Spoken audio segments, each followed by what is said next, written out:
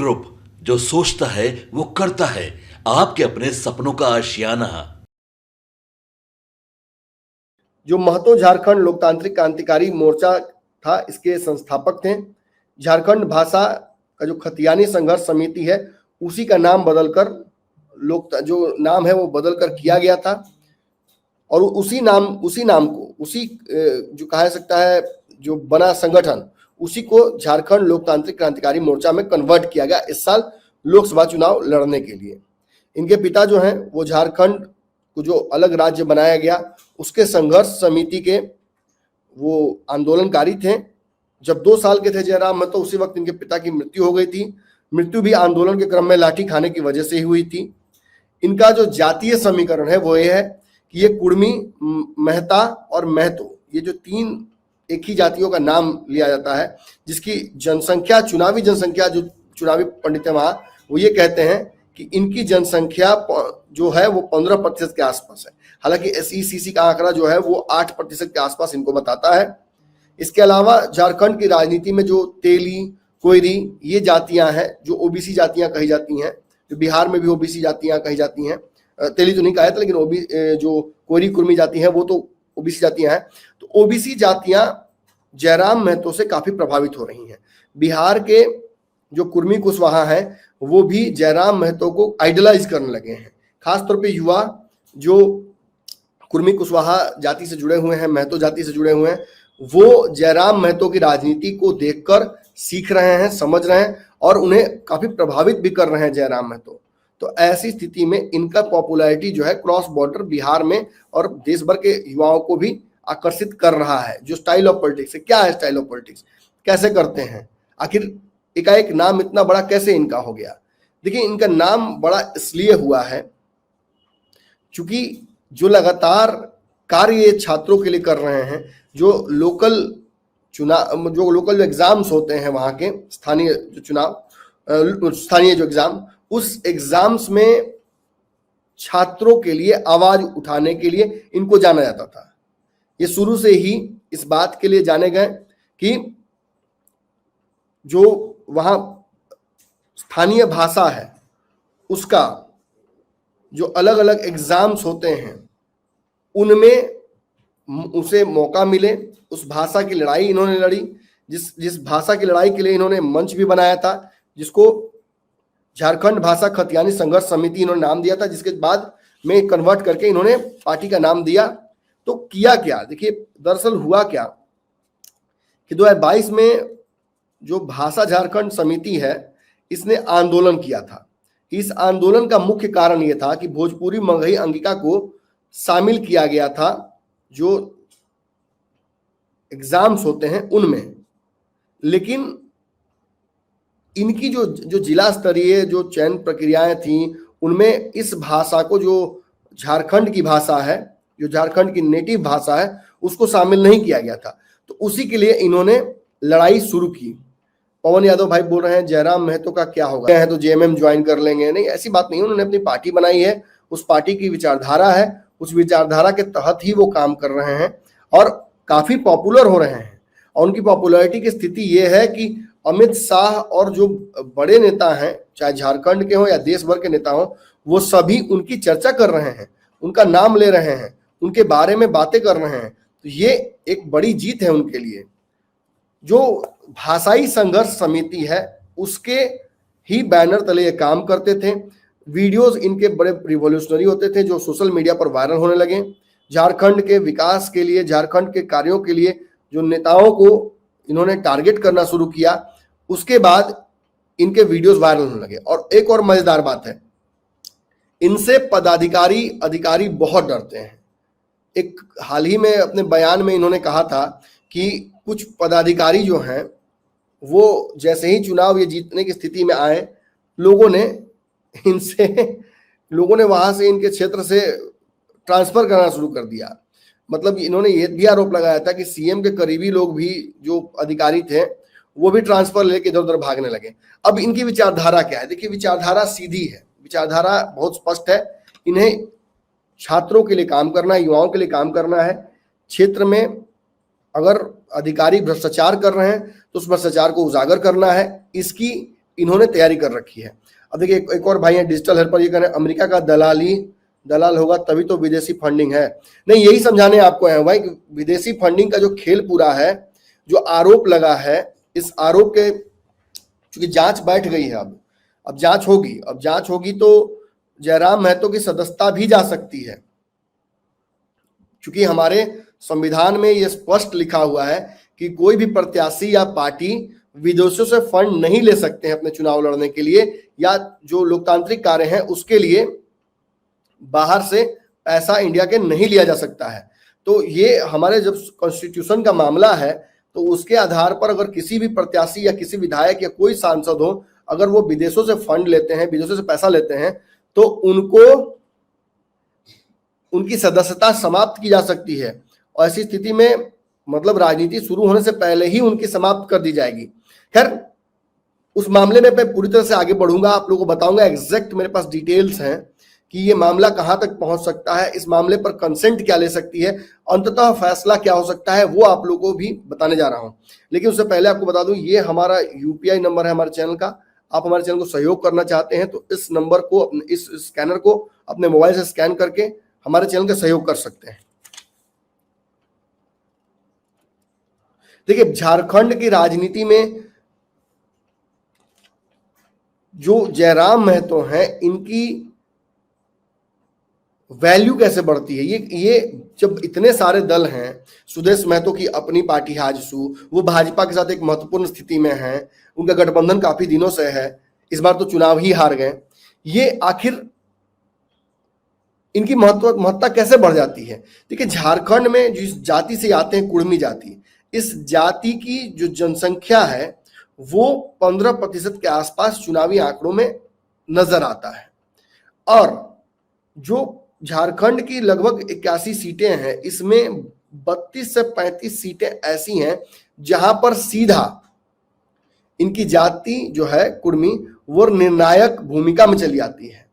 इसकी वजह से क्या होता है कि इन सीटों पर ये बाकी दलों पर भारी पड़ते हैं, चाहे वो भाजपा हो, चाहे भाजपा के सहयोगी आजसू हो, या फिर जेएमएम हो, कांग्रेस हो, या फिर कांग्रेस और जेएमएम के सहयोगी जो सहयोगी पार्टी है, वहां पर आरजेडी जो यहां से जाती है लड़ने के लिए चुनाव, वो हो। देखिए, राकेश यहाँ पे व्लॉग जुड़े हुए हैं, ये कह रहे हैं टाइगर जयराम महतो जिंदाबाद। मतलब उनके जो समर्थक हैं उन तक ये वीडियो पहुंच गया लाइव, उनके समर्थक लोग भी इस वीडियो से लगातार जुड़ रहे हैं। देखिए, गिरिडीह जो लोकसभा लड़ा था इन्होंने, उसमें 3.5 लाख के आसपास वोट लेकर आए थे। हालांकि तीसरे नंबर पर रहे थे, लेकिन मात्र 20,000 वोट से ये दूसरे नंबर के प्रत्याशी से पीछे रहे थे। यानी इनकी वहां भी एक बड़ी कह सकता है धमक थी। और ये लोकसभा चुनाव लड़े ही इसलिए थे क्योंकि इनकी तैयारी जो विधानसभा चुनाव लड़ने की थी वो कंफर्म थी। तो इन्होंने ये इसीलिए लड़ा कि चाहते थे कि यहां से एक बड़ा लीप लिया जाए और उस लीप का फायदा उठाकर राजनीति जो है वो अपनी मजबूत की जाए। एक और मजेदार बात है कि जिस लोकसभा चुनाव से ये लड़े थे उसमें 3 विधानसभाओं में इनकी जो वोट इनका था वो बड़ा महत्वपूर्ण था, बहुत अच्छा था। 2 में ये जीते, दो में मतलब इनकी एक तरह से कहा जा सकता है 2 विधानसभाओं में इनका जो वोट था वो जीते हुए प्रत्याशी से भी ज्यादा था, मतलब अच्छा था। बाकी सभी जगहों पर इनका जो वोट है परसेंटेज है वो कमा, जिसकी वजह से इनकी वहां हार हुई थी। लेकिन इनकी पार्टी जो है वो लोकसभा में भी अच्छा प्रदर्शन की थी, रांची और हजारीबाग में इन्होंने टक्कर दिया था। इसके अलावा इनके जो भाषण रहे हैं वो बहुत सोशल मीडिया पर वायरल होते रहे हैं। इन्होंने खुद भी एक इंटरव्यू के दौरान ये बात कही थी। मोहम्मद मुस्लिम भाई बोल रहे हैं पागल है, चिल्लाकर बोलता है, यही पागलों का काम है। अरे ऐसी बात नहीं है भाई, युवा है। इस बारे में भी इनका एक इंटरव्यू बड़ा फेमस हुआ था कि जब इनसे पूछा किसी पत्रकार ने कि आप इतने अग्रेसिव क्यों हैं, आप इतनी अग्रेसिव बातें क्यों करते हैं, तो इन्होंने साफ तौर पर कहा था कि देखिए मैं 29 साल का हूं, चूंकि 29 साल के है वास्तविक तौर पर, जन्म ही 94 में इनका हुआ है, पिता की मृत्यु 2 साल के थे तभी हो गई थी। तो वैसी स्थिति में एक गार्जियन फिगर जो इनके पास नहीं थे, उसकी वजह से खुद को कठोर बनाना बचपन से ही इन्होंने ये प्रयत्न किया था और उसमें काफी सफल भी रहे। युवाओं के लिए आवाज उठाते रहे, भाषाई संघर्ष समिति के स्थापना इन्होंने की, उसके तहत आंदोलन किया। और जब जो जिला स्तरीय चयन प्रक्रिया की जो चुनाव जो एग्जाम्स हुआ करते थे उसमें झारखंड की भाषाओं को जब नहीं दिया गया स्थान और उसमें हिंदी, मैथिली, मगही, अंगिका इन सबको जगह मिला तो इन्होंने उसकी वजह से आंदोलन शुरू किया। और उस आंदोलन का प्रतिफल ये निकला कि इनकी जो चर्चा है वो राजनीतिक पटलों पर होने लगी, राजनीतिक मंचों पर होने लगी और उसका फायदा इन्होंने चुनाव में उठाया। पहले लोकसभा चुनाव लड़े जहां पर तीसरे नंबर पर रहे लेकिन बड़ी महत्वपूर्ण भूमिका में रहे। उसके बाद विधानसभा में 2 सीटों पर लड़े, 1 सीट जीती और इनकी पार्टी जो है वो 81 में से 71 सीटों पर लड़ी थी। कई जगहों पर निर्णायक भूमिका में भी रही लेकिन खुद चुनाव जीते। अब हुआ क्या है, जीतने के बाद जब ये पहुंचे, जब सदन में पहुंचे तो सदन में इनके पहुंचने के वीडियोस और पहला जो इनका भाषण था, जो शपथ ग्रहण था, वो बहुत वायरल हुआ। इसी तरीके से इनकी राजनीति की शुरुआत भी हुई थी। एक पत्रकार से बातचीत करने के दौरान इन्होंने ये बताया कि भाई राजनीति शुरू कैसे हुई। तो शुरू ऐसे हुई कि ये किसी कार्यक्रम में जाने वाले थे, उस कार्यक्रम में पहुंचने के अंतिम समय में चूंकि जनवरी का समय था, ठंड था, तो जाने को लेकर थोड़ा इच्छुक नहीं थे। तो एकाएक किसी मित्र ने इन्हें बोला कि चलते हैं, तो मन बना लिया, चले गए। वहां गए तो 12-13 मिनट का एक भाषण दिया, जो भाषण अलग अलग क्लिप्स काट काट कर पूरे देश भर में वायरल हुआ। झारखंड को पॉलिटिकल मैप पर इंडिया के उस भाषण ने एस्टैब्लिश कर दिया और तब से जयराम महतो की चर्चा खूब होने लगी। जयराम महतो न पक्ष न विपक्ष, ये तीसरे पक्ष की एक स्थापना झारखंड में जो अब तक नहीं हो पाई थी उसको करने की कोशिश। हालांकि पार्टियां कई बनी और उन पार्टियों का मकसद ही यही था कि झारखंड की सत्ता में तीसरे मोर्चे की स्थापना करें, तीसरा मोर्चा लेके आए, लेकिन उनमें से कोई भी पार्टी बहुत सफल इस मामले में नहीं रही। तो ऐसे में जो इस सफलता को प्राप्त किया है वो जयराम महतो ने किया है। देखिए, निर्दलीय प्रत्याशियों को थोड़ा महिमा मंडित किया जाता है लेकिन क्षेत्रीय स्तर पर ही वो महिमा मंडित होता है। बिहार में अनंत सिंह का निर्दलीय जितना, पप्पू यादव का निर्दलीय जितना, शंकर सिंह का निर्दलीय जितना, फिर इस बार आपने देखा कि तिरहुत चुनाव में एक प्रत्याशी थे बंशीधर विवासी, उनका निर्दलीय जितना, इन सब का जीतना कहीं ना कहीं लोगों को एक होप देता है कि जो स्थापत्य है वो टूट रहा है। लोकतंत्र में जरूरी नहीं है कि जिनके पास ज्यादा मसल पावर हो वही चुनाव जीतेंगे, वो भी जीत सकते हैं जो जनता से कनेक्ट करते हैं। तो ये इसी कड़ी को आगे बढ़ाते हैं। लेकिन इनके साथ खासियत क्या है कि इनके पास वोट है, इनके पास अब पार्टी है और इनके पास आगे की रणनीति है। जब हाल ही में बात कर रहे थे कुछ लोगों से, पत्रकारों से, तो इनसे जब पूछा गया कि भाई आगे की रणनीति क्या है, यहां तक तो आप आगे पहुंच गए, अब इसके आगे कैसे पहुंचिएगा, इसके आगे तो बड़ी बड़ी पार्टियां आपके समक्ष खड़ी हो जाएंगी। तो इन्होंने कहा था कि भाषण के आधार पर तो हम आगे बढ़ गए, भाषण वायरल हुए, सोशल मीडिया ने मुझे नेता बनाया, मैं बन गया, लेकिन लोकसभा चुनाव लड़ने के बाद मुझे समझ में आया कि मुझे संगठन, योजना, कैडर, क्राउड फंडिंग और जो जनता है उसका मुझे सहयोग चाहिए और ये सहयोग कहीं ना कहीं मुझे प्राप्त करना होगा चुनाव से पहले, तभी चुनाव में मैं सक्सेसफुल हो पाऊंगा, हमारी पार्टी सक्सेसफुल हो पाएगी। लेकिन एक मजेदार बात है कि बाकी कई नेता चुनाव जीतने के बाद जो अपना मुख्य मुद्दा है वो भूल जाते हैं। ये नहीं भूलते। जेसी सीजीएल का जो अभी हाल ही में झारखंड में परीक्षा हुआ उसमें समस्याएं हुई, उसमें इनके सहयोगी जो देवेंद्र महतो हैं, देवेंद्र महतो, वो पहुंचे और उनको पुलिस ने पीट दिया। पुलिस पीटने के बाद उनको गिरफ्तार करके ले गई। उसके बाद इन्होंने जो पुलिस को हड़काया है, पुलिस को जो समझाया है तबीयत से, उसका भी देखिए वीडियो मेरे पास होगा। डीजी को भी इन्होंने बहुत अच्छे से समझाने की कोशिश की कि देखिए हमारे जो लोग हैं, अब वो विवाद अलग ही हो गया। 25 साल की लड़कियां हैं, उनको अगर राशि दी जाएगी ऐसी, तो इससे उनके विकास में अवरोध होगा। देखिए इन्होंने, चूंकि किसान जाति से आते हैं तो किसानी पर बड़ा इनको फक्र भी रहता है, किसानी पर बड़ा बोलते भी हैं। और उन्होंने कहा कि 3 तरह की जो हमारी जमीनें हैं, एक नदी के पास, एक नदी से दूर और एक जो दोनों के बीच में होती है, इन में से 2 पर अब किसानी लगभग बंद हो गई है। एक तो केंद्र सरकार जो अनाज दे रही है मुफ्त में, उसकी वजह से किसान अपने खेतों में जो अनाज है उसको उपजा कम रहे हैं, अनाज का भंडारण कम हो रहा है। पहले 10 साल तक अनाजों का हमारे पास भंडारण एक किसान के पास हुआ करता था। आज सच्चाई है कि अब किसानों के पास भंडारण नहीं होता है, बल्कि वो सरकार के उस खनिज के जो सरकार दे रही है खाद्यान्न मुफ्त में, उसके भरोसे बैठे हुए हैं। ज्यादातर लोगों के साथ ये हो रहा है। जो पहले मजदूर काम करते थे वो भी ऐसा नहीं कर रहे हैं। तो इसकी वजह से खाद्यान्नों की किल्लत आगे चल के होने वाली है। किसान समाज, कृषक समाज धीरे धीरे जो किसानी है उससे अलग होगा, तो उसकी आय भी कम होगी, उसकी डिपेंडेंसी सरकार पर बढ़ती जाएगी और वो वैसी स्थिति में जा सकता है जहां से वो अपनी जो पुश्तैनी आय है वो भी खो दे। इसके अलावा उन्होंने कहा कि जो स्वावलंबी होने का उम्र होता है वो 18 से 25 का होता है। इस बीच हमारी जो बेटियां हैं वो अगर डिपेंडेंट हो जाएंगी किसी खास मासिक आय पर जो बिना कुछ किए उन्हें मिलेगा, तो वैसी स्थिति में उनके आगे बढ़ने की समस्याएं उत्पन्न होंगी।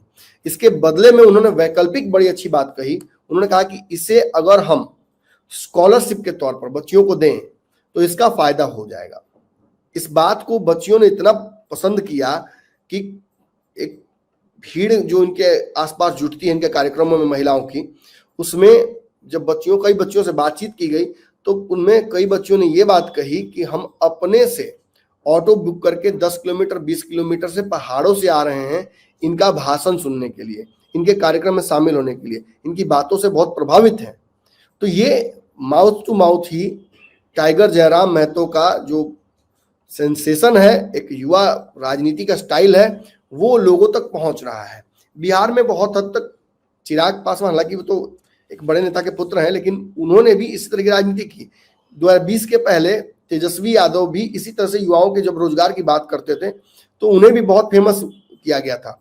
फिर इसी तरह से पवन कल्याण, हाल ही में आपने देखा होगा पवन कल्याण के फैन फॉलोइंग पॉलिटिकली काफी बड़ी है। उसका भी मुख्य कारण ये था कि युवाओं को जिस तरह से वो अपनी बात रखते थे, इस वजह से भी ये उनका जो एक क्रेज है वो डेवलप हुआ और देश भर में लोग उनको देखने सुनने लगे। इसी तरह से कई मुद्दों पर इनकी बातचीत मैंने सुनी है, लेकिन सबसे बड़ी समस्या ये है कि इनके ऊपर ये आरोप लग रहा है और वो आरोप सिद्ध भी किया जा रहा है कि इन्होंने फंडिंग ली है, विदेशों से फंडिंग ली है, विदेश से पैसा इनके पास आया है, उस पैसे को इन्होंने इस्तेमाल किया है अपनी पार्टी के लिए, जो कि हमारे संविधान के हिसाब से बिल्कुल गलत है। पूरा मामला क्या है वो आपको बताते हैं। पश्चिम बंगाल के निवासी राहुल बनर्जी ने ईमेल भेजकर शिकायत की है।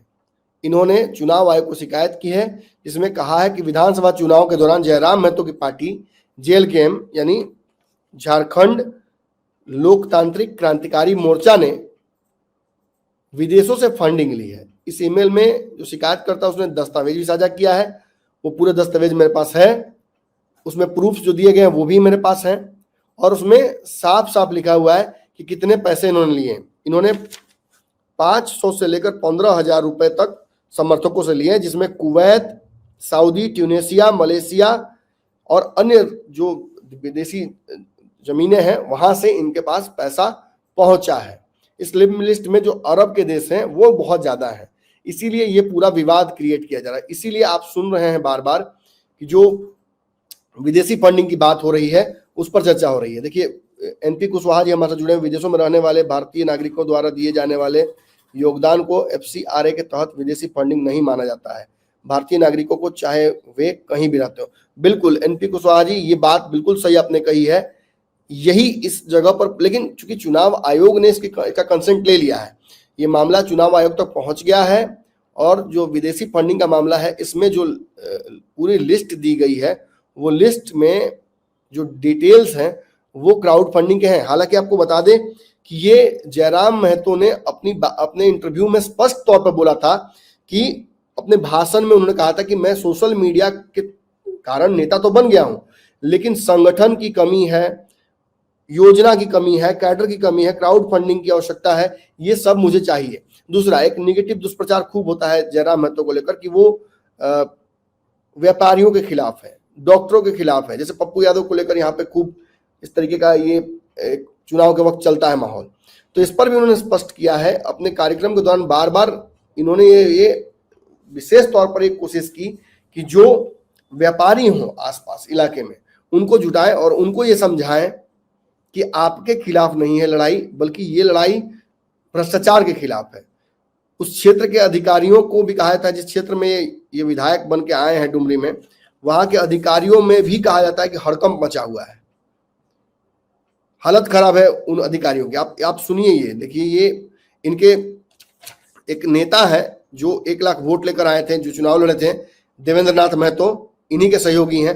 उनको जब पुलिस उठाकर ले गई, जैसी जो छात्रों के ऊपर लाठीचार्ज हुआ था और इस मामले में गिरफ्तारी भी की गई, इनके लोग गिरफ्तार हुए हैं, जिसके बाद लाइव आकर इन्होंने उन लोगों से बातचीत भी की थी और ये कहा था कि अगर कोई ये समझ रहा है कि टाइगर अब विधायक बन गया है तो वो भूल गया है शिकार करना, तो ये मत भूलिएगा, टाइगर शिकार करना अभी भी जारी रखे हुए है।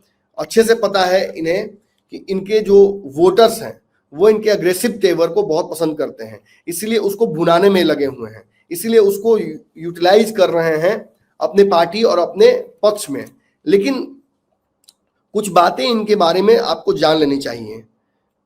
ये जिस जाति से आते हैं, जो दर्शक नए हैं वीडियो को शेयर करें और इस चर्चा को हम आगे बढ़ाते हैं। मैं आप लोग से वो सबूत भी साझा करूंगा जिसमें ये कहा गया है कि जो टाइगर रमेश हैं, इन्होंने टाइगर जयराम हैं, उन्होंने पैसे लिए हैं विदेश से। अब विदेश से इनके पास फंडिंग आई है और इसका सबूत जो दिया जा रहा है वो भी कहा जा रहा है कि इन्हीं के माध्यम से आया है, मतलब इन्हीं के द्वारा जो दस्तावेज सार्वजनिक किए गए हैं उन्हीं के माध्यम से स्पष्ट हो रहा है कि जयराम महतो जो हैं टाइगर, ये विदेशों से पैसा लेकर चुनाव लड़े हैं।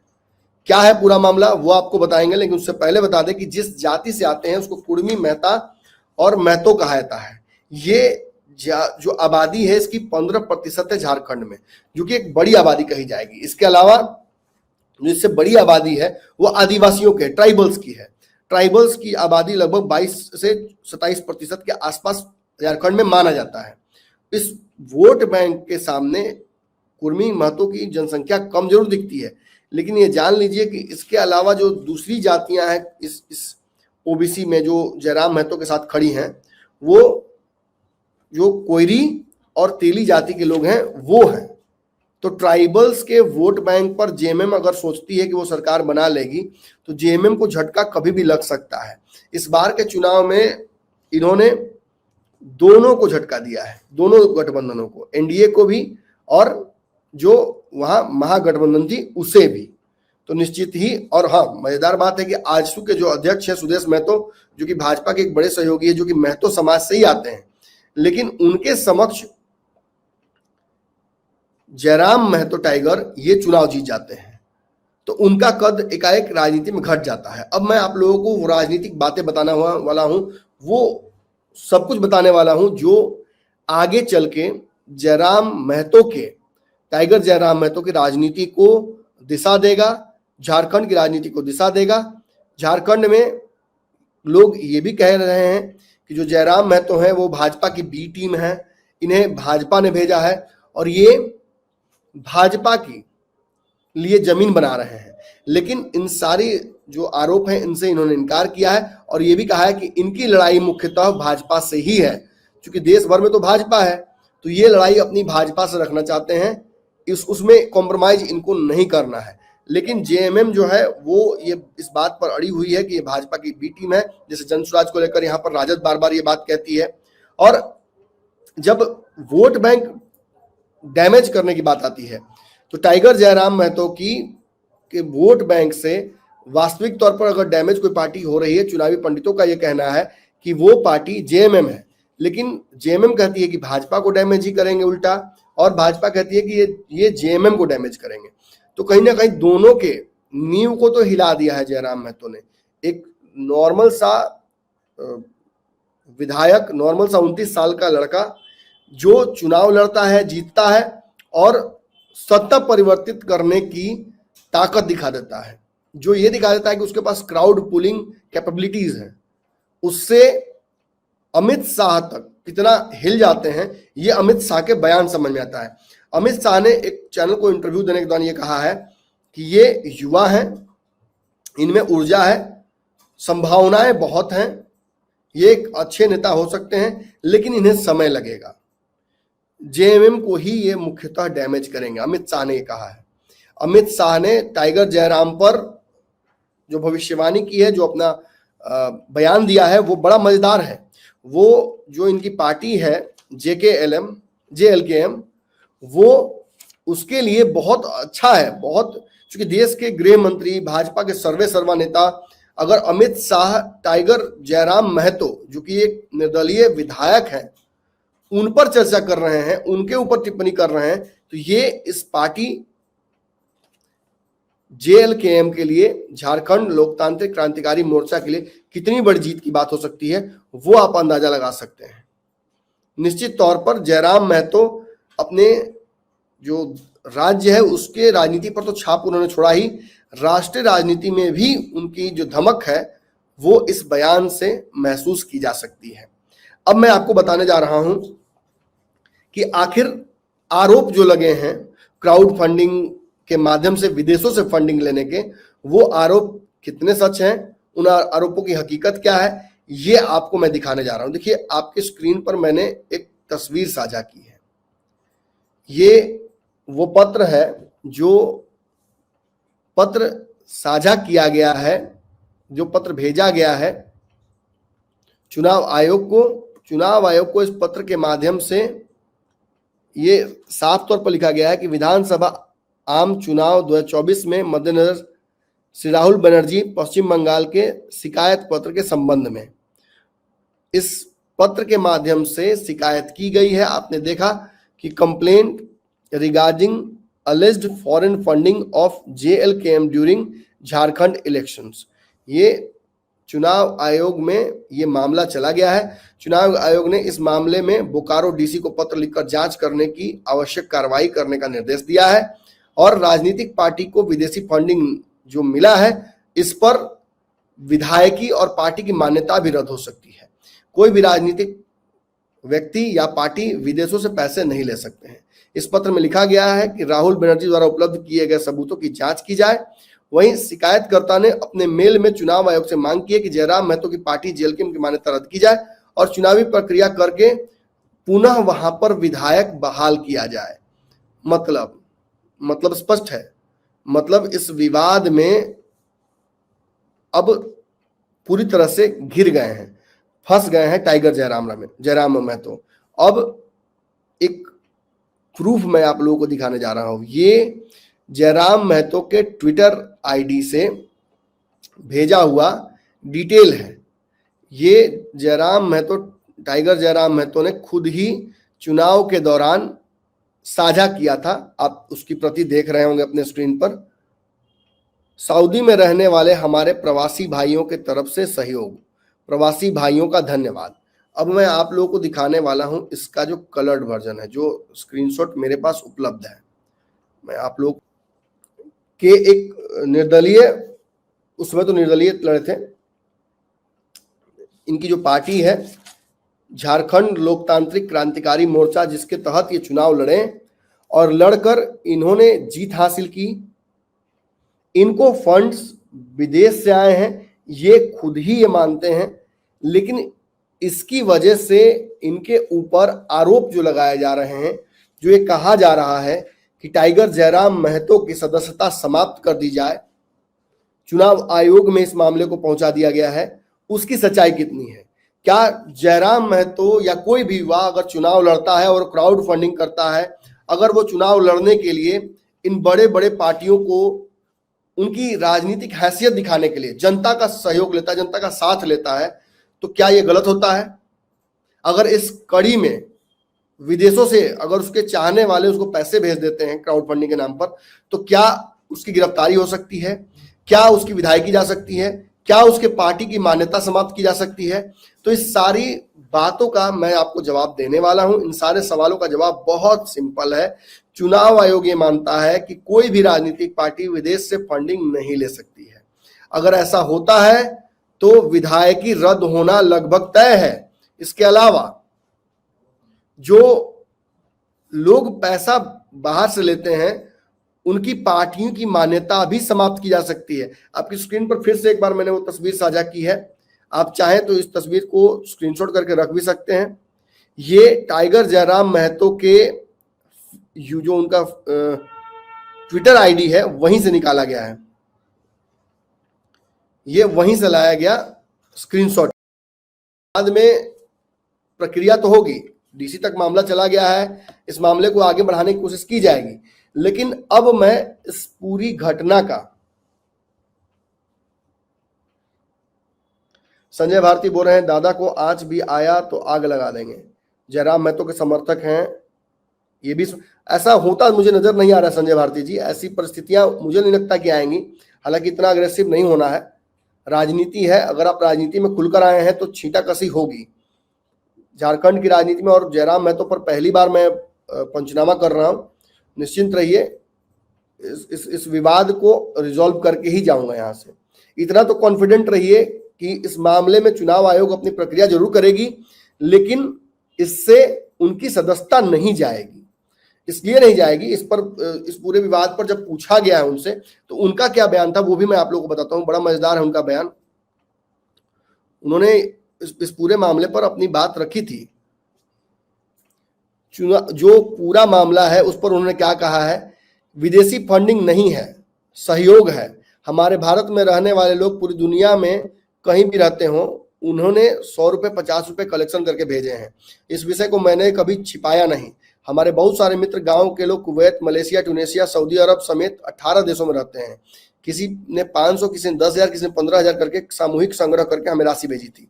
यह सच है कि इसमें हम कहीं भी भागेंगे नहीं, लेकिन कुछ जलनखोर लोग हैं, वो लोग गलत तरीके से चुनाव आयोग को शिकायत किए हैं। मैं चाहता हूं कि चुनाव आयोग की टीम आए और जांच करे। मैं सारे खाते सार्वजनिक कर दूंगा, जिन जिन लोगों से हमने चंदा लिया है, सहयोग दिया है, सभी को कॉल और वीडियो कॉलिंग करके मैं चुनाव आयोग के लोगों के सामने ही ये स्पष्ट कर दूंगा कि मैंने किसी से पैसा नहीं लिया है। मतलब जयराम महतो ने दूध का दूध पानी का पानी करने का एक फैसला कर दिया है, और चुनाव आयोग को जो रिपोर्ट जाएगी उसमें वो वीडियो और वो जो प्रूफ्स हैं वो भी जाए। सबसे इंपॉर्टेंट बात है वो यहां समझिए, मैंने 2 चीजें आप लोगों को बताई हैं। एक, मैंने कहा कि JCGL का जो परीक्षा था जिसमें विवाद हुआ था, जिसमें छात्रों की समस्या आई थी, उस देवेंद्र नाथ महतो जो इनकी पार्टी के नेता हैं, इनके सहयोगी हैं, उनको गिरफ्तार कर लिया गया।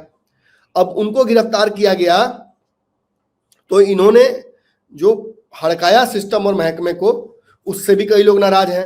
अच्छा, इनके जो सहयोगी हैं उन पर लाठी भी चलवाई गई, उनको गिरफ्तार भी किया गया। निश्चित ही ये राज्य सरकार ने किया है, यानी इसमें हेमंत सोरेन, राज्य की सरकार और JMM पार्टी और गठबंधन जो है वो इन्वॉल्व होगा। यहां तो भाजपा और बाकी लोग इन्वॉल्व नहीं होंगे। लेकिन ये जो क्राउड फंडिंग वाला मामला है, ये जो चुनाव आयोग में मामला जा रहा है, ये जो सदस्यता समाप्त करने की बात चल रही है, तो देश भर में पैसिवली ये आरोप भाजपा पर लगता है कि भाजपा ऐसे खेल करती है। उन नेताओं को, जिन नेताओं को चेतना होता है या राजनीति में उन्हें अपने पाले में करना होता है या अपने इर्द गिर्द करना होता है, उनके साथ ये ED, CBI, चुनाव आयोग, ये वाला खेल भाजपा खेलती है, ऐसा उनके विरोधी कहते हैं। तो कोई बड़ी बात नहीं है कि राज्य की सरकार भी टाइगर जयराम महतो से परेशान हो गई हो और उनके विरोध प्रदर्शनों से इतनी, उनके पॉपुलैरिटी से इतनी परेशान हो गई हो कि अब उनके लोगों को एक एक करके चिन्हित करके उनके पैर हाथ पर लाठी चला के उनको जेल में ठूस रही हो। और दूसरी तरफ अमित शाह का बयान कि युवा हैं, संभावनाएं हैं, नेता अच्छे हो सकते हैं, लेकिन समय लगेगा, JMM को ही डैमेज करेंगे। जब अमित शाह एक छोटे से नेता, एक युवा नेता पर इस तरह की टिप्पणी करते हैं तो यह साबित हो जाता है कि वो नेता छोटा नहीं है। तो जो लोग भी यहाँ टाइगर जयराम महतो के समर्थक हों, वो ये मान लें कि आपका नेता छोटा नहीं है, वो बस उम्र में छोटा है, वो बस कद में छोटा है, उसकी राजनीतिक कद, उसकी जो वैचारिक कद है वो कहीं बड़ा है। झारखंड में एक नए आंदोलन की शुरुआत हो गई है और उस आंदोलन में लोग लगातार जुड़ेंगे। मैं आग्रह करूंगा जो लोग हमारे सहयोगी झारखंड से देख रहे हो, खास तौर पे आप जरूर शेयर कीजिए इस वीडियो को अपने 25 मित्रों के पास, जैसा कि नीचे मैंने लिखा है, ये वीडियो भेजिए। और जो मित्र इस वीडियो को पसंद कर रहे हो, हमारे चैनल को सहयोग करना चाहते हैं, इस नंबर पर, इस स्कैनर पर अपने मोबाइल से आप ये वाला जो स्कैनर को स्कैन कर सकते हैं और हमारे चैनल का सहयोग कर सकते हैं। छोटा बड़ा जो आपको सहयोग करना आप कर सकते हैं, नहीं भी करना है कोई दिक्कत नहीं है। तो ये पूरा मामला दरअसल इसलिए उत्पन्न हुआ है, एक तरफ उनके लोगों को जेल में ठूसा जा रहा है, एक तरफ लाठी चलाई जा रही है, और दूसरी तरफ क्राउड फंडिंग को विदेशी फंडिंग बनाकर उन्हें परेशान किया जा रहा है। तो निश्चित ही यहां इतना तो जरूर कहूंगा कि ये सब कुछ प्लान्ड है। देखिए हमारे साथ बहुत सारे लोग जुड़े हैं, दादा ये चंदा के रूप में दिया गया है। बिल्कुल भाई, बिल्कुल ये चंदा के रूप में दिया गया है, और ये विदेश से नहीं है बल्कि ये देश के लोग ही कर रहे हैं।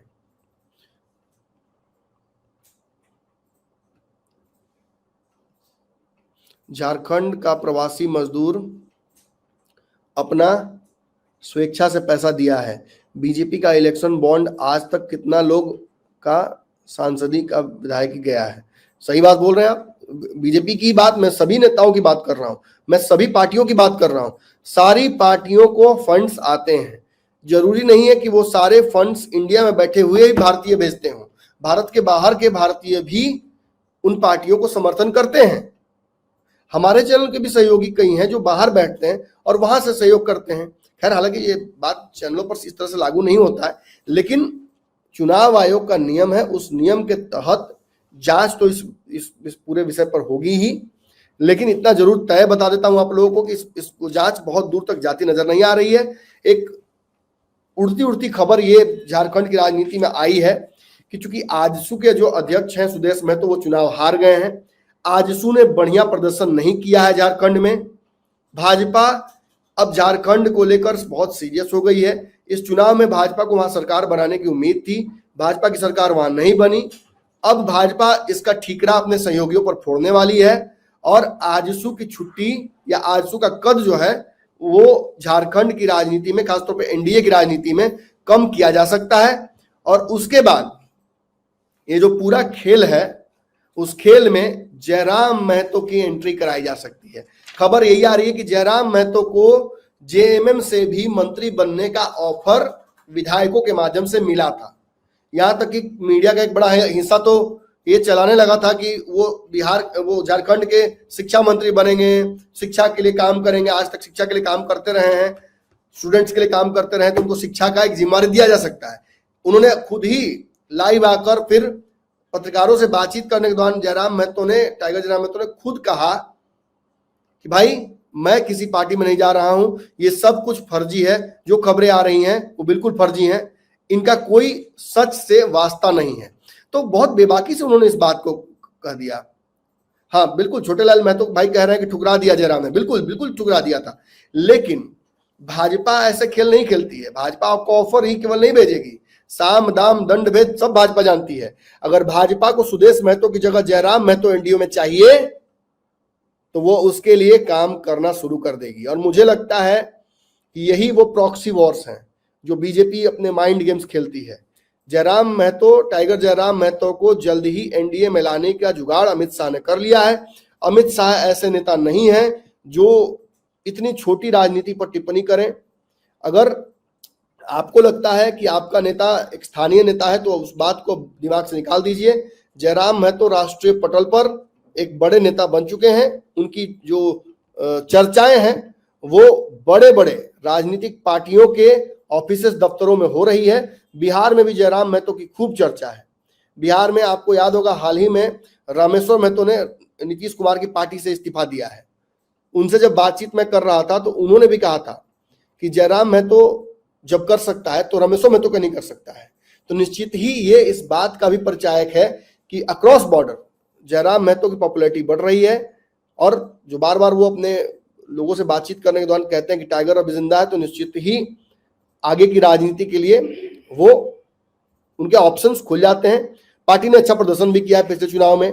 पहली बार जब पार्टी आती है तो इस तरह के प्रदर्शन की उम्मीद नहीं होती है उन पार्टियों से, लेकिन प्रदर्शन अच्छा रहा है। इसलिए मुझे लगता है कि भाजपा ये समझ गई है कि भाजपा के पास चूंकि झारखंड में कोई चेहरा भी नहीं है सीएम का, और जिस तरह से ओबीसी राजनीति को बिहार में साधने के लिए सम्राट चौधरी का चेहरा, आयातित नेता है सम्राट चौधरी को भी बाहर से लाया गया है, तो जिस तरह से उस आयातित नेता को सामने लाकर भाजपा नीतीश कुमार और तेजस्वी यादव के पैरेलल खड़ा करना चाहती है, उसी तरह से same to same Jairam Mahato पर भाजपा दांव लगा सकती है। मुझे लगता है आगे चल के जयराम महतो अगर स्वेच्छा से आ जाए तो ठीक है, वरना भाजपा ऐसी परिस्थितियां जरूर बनाना चाहेगी जिसकी वजह से जयराम महतो, जो आपके टाइगर जयराम महतो हैं, वो भाजपा की ओर रुख करें। ये सब कुछ देखना होगा, इंटरेस्टिंग होगा, अभी बहुत राजनीति बाकी है।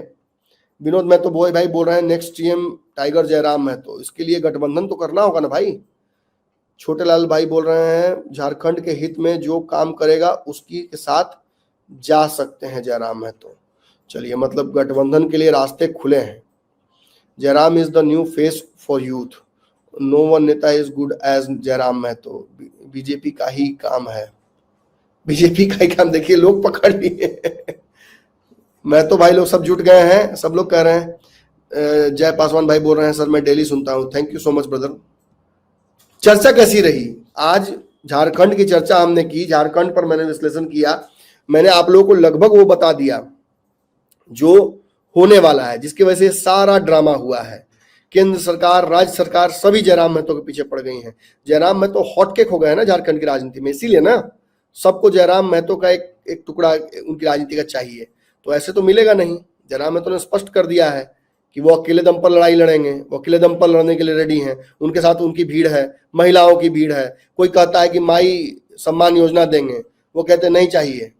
बच्चियां कहती हैं, बिल्कुल सही बोल रहे हैं जयराम महतो। वो कोई कहता है कि हम राशन देंगे, वो कहते नहीं चाहिए, हम कमा लेंगे, हम किसान हैं। तो ये कहीं ना कहीं निश्चित ही इस बात का परिचायक है कि जयराम महतो ने अपनी राजनीति स्थापित कर ली है देश भर में। झारखंड में तो उनका सच पूछिए तो सिक्का चल बैठा है, और आगे भी ये विवाद होते रहेंगे, इस तरह के आरोप लगते रहेंगे, लेकिन इसका मूल मकसद यही है कि जयराम महतो को साम दाम दंड भेद से अपने तरफ कर लेना। भैया झारखंड का बकाया पैसा जो राष्ट्र में है, रास्ते में है, उस पे बोलिए कहाँ है भाई?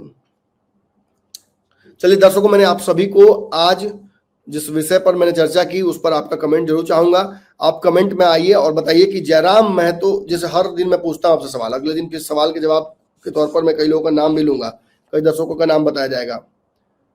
कमेश्वर भाई बोल रहे हैं Jairam Mahato is best MLA. Best MLA? अभी कुछ लोग तो सीएम बना रहे हैं, आप एमएलए पे ही अभी रुके हुए हैं, आगे बढ़िए। दर्शकों, मैं आप लोगों से सवाल पूछ रहा हूं, जो लोग लाइव देख रहे हैं, बिहार की राजनीति के जयराम महतो आप किसको देख रहे हैं? कमेंट में जवाब दीजिए। कल 10 लोगों का मैं नाम लूंगा, और जो लोग इस वीडियो को लगातार देख रहे हैं वो इस स्कैनर से अपने मोबाइल पर जाकर हमारे चैनल का सहयोग कर सकते हैं। जयराम महतो की भी खबरें लगातार आपको जो पंचनामा है और भारत लाइव है उसमें मिलती रहेंगी। धन्यवाद। आपके सपनों को हमने सजाया है, ई होम्स पैनोरामा को हमने बनाया है। ई होम्स मेरा एक सपना था जिसपे मैं पिछले 4 साल से काम कर रहा था। हमने जो बनाया है वो सबने है माना। ई होम्स पैनोरामा में हो आपका भी आशियाना। और फाइनली हमने 2021 में इस प्रोजेक्ट को लॉन्च किया। बहुत लोग अप्रिशिएट कर रहे हैं कि पूर्णिया जैसे शहर में, बिहार के, एक तो बिहार की बात करें उसमें भी पूर्णिया जैसे छोटे जगह में इस तरह का लाइफस्टाइल देना, ये सुन के हम लोगों को बहुत अच्छा लगता है। ई होम्स में हमने कुछ और भी किया है, जैसे हम जिस जगह में रह रहे हैं हमारे फैमिली सिक्योर हो, उनको सिक्योरिटी का ध्यान में रखा है। आपकी सुविधा और सुरक्षा आपके लिए खास है, ये आपका विश्वास है। इसमें आर्टिफिशियल इंटेलिजेंस का 7 लेयर सिक्योरिटी का हमने इस्तेमाल किया है। लस ग्रीन कैंपस को बनाया है। यदि हमारा बाउंड्री वाल है तो वो वर्टिकल गार्डन है। ये जितनी भी फैसिलिटी होता है एक इंटरनेशनल टाउनशिप में ई होम्स है, ये हम लोग विश्वास नहीं कर पा रहे हैं। जो भी हमारे मित्र दोस्त या जो भी हमारे बाहर के बाहर आते हैं तो हम लोगों को बहुत अच्छा सुनने को मिलता है और बहुत अच्छा क्रेडिट मिल रहा है। वो सारा हमने सिर्फ एक बिल्डिंग नहीं बनाया, हमने एक बहुत अच्छा लाइफस्टाइल दिया ई होम्स में, और मेरा एक सपना था जिसको मैं आज फुलफिल होते हुए देख पा रहा हूँ। ये आपका आवास है। ई होम्स पैनोरामा में अब आपका निवास है। E-Homes Panorama, luxurious lifestyle redefined. Panorama group, जो सोचता है वो करता है। अगर ये वीडियो पसंद आई और वह बिहार के राजनीति और बिहारियत से सरोकार रखेनी तो सब्सक्राइब बटन दबा के चैनल के सब्सक्राइब कर ली। ओजे एगो घंटी बा, ओकरा बटन दबा देला से कुल सटीक और मारक खबर रुआ मुफ्त में मिल जाई। अगर रुआ पत्रकारिता के हमनी के नया प्रयोग में सहयोग कर चाहतानी तो ज्वाइन बटन दबा दी। पेटीएम नंबर नोट कर ली 9386816816